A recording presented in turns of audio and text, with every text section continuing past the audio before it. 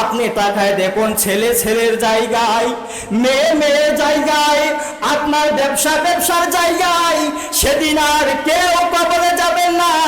এই জন্য খবরদার খবরদার, বেনামাজ হয়ে কবরে যাবেন না।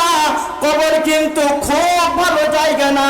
হাদিসে আসছে কবরে জাহান্নামের আগুন জ্বালিয়ে দেওয়া হবে, সেখানে সাপ পোকা মাকড় আপনাকে খাইতে থাকবে। আমি এম মোহাইমিন ইসলাম মাহির বাসা থেকে বের হয়েছি। বাসায় আমার লাশ যেতে পারে, আপনিও বাসায় না ফিরতে পারেন, বাসায় আপনার লাশ যেতে পারে। একটু চিন্তা করুন, একটু উপলব্ধি করুন, এখানে যদি আপনার মৌত হয় কি হবে? আপনার নিতর দেহ এখানে পড়ে থাকবে। এরপর আপনার মরদেহকে আস্তে আস্তে বাড়ির দিকে রওনা করানো হবে। এরপর বাড়িতে নিয়ে যাওয়ার পর আর কিন্তু আপনাকে দামি দামি খাটে শোয়ানো হবে না, সঙ্গে সঙ্গে আপনাকে মাটিতে শুইয়ে রাখা হবে। এরপর আপনার মরদেহ দেখে আপনার আত্মীয় স্বজন, পরিবার পরিজন সবাই কান্নাকাটি করবে, হাউ মাউ চিৎকার করে কান্নাকাটি করবে। কিন্তু এই হাউ মাউ চিৎকার করে কান্নাকাটি কিন্তু বেশিক্ষণ থাকবে না। কিছুক্ষণ কান্নাকাটি করার পর সবাই মিটিং এ বসে যাবে। এরপর সবাই বলবে মাগরিবের সময় মারা গিয়েছে, রাত 10টার আগে দাফন দিয়ে দাও। সিদ্ধান্ত হয়ে যাবে এমন, কিছু লোক চলে যাও বাজারে বাস আনতে, কিছু লোক চলে যাও বাজারে কাফনের কাপড় আনতে, কিছু লোক চলে যাও কবর খনন করতে, কিছু লোক আবার চুলা খনন করবে পানি গরম করার জন্য। চতুর্দিকে একটা আয়োজন শুরু হবে। এই আয়োজনটা হবে আপনার আমার জীবনের শেষ আয়োজন। এরকম একটা আয়োজন আপনার আমার জীবনে আছে না নাই? সবাই আপনাকে দেখবে, আপনার আত্মীয় স্বজন, আপনার পরিবার, বন্ধু বান্ধব সবাই আপনাকে দেখে আফসোস করবে, কিন্তু তারা আপনাকে কেউ আর দুনিয়ার জীবনে ফিরিয়ে আনতে পারবে না।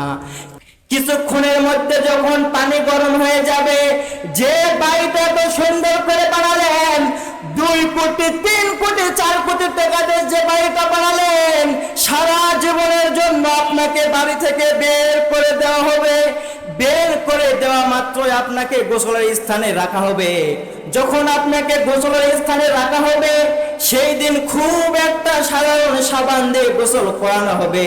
আপনি ধনী মানুষ, দামি দামি ব্র্যান্ডের সাবান জেল, দামি দামি ব্র্যান্ডের সোপ, দামি দামি ব্র্যান্ডের সাবান দিয়ে সারা জীবন গোসল করেছেন, কিন্তু সেই দিন আপনাকে খুব একটা সাধারণ সাবান দিয়ে গোসল করানো হবে।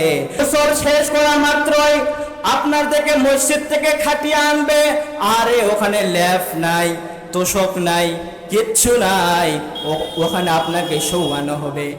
শোয়ানোর পর আপনার মাথার কাপড় কিছুক্ষণের মধ্যে সরে রাখা হবে, যাতে আপনার আত্মীয় স্বজনরা আপনাকে শেষবারের মতো দেখতে পারে।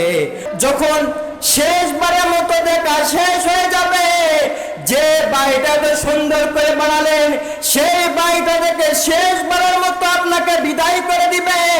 আপনার ওই নিতর দেহ আর বাড়িতে থাকবে না, আপনার নিতর দেহ আর বাড়িতে আসবে না।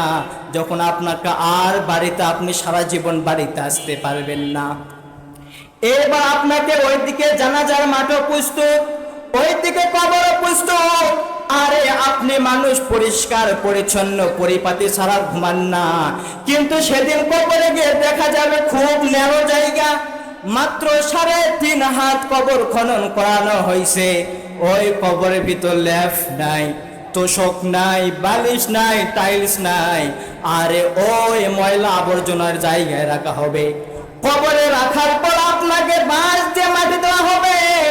এবার একবার চিন্তা করুন, যে ছেলে মেয়ের জন্য নামাজ আদায় করেন নাই, যে ক্ষমতার জন্য, যে চাকরির জন্য এত কিছু করলেন, কিন্তু মরার পর আর আপনার সাথে কিচ্ছুই যাবে না। আপনি তাকায় দেখুন, ছেলে ছেলের জায়গায়, মেয়ে মেয়ের জায়গায়, আপনার ব্যবসার জায়গায় সেদিন আর কেউ কবরে যাবেন না। এই জন্য খবরদার খবরদার, বেনামাজ হয়ে কবরে যাবেন না। কবর কিন্তু খুব ভালো জায়গা না।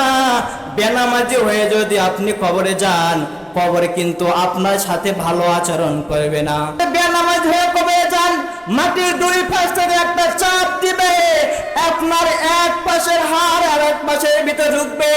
এই তো হলো কবর আযাব। হাদিসে আছে কবরে জাহান্নামের আগুন জ্বালিয়ে দেওয়া হবে, সেখানে সাপ পোকা মাকড় আপনাকে খাইতে থাকবে।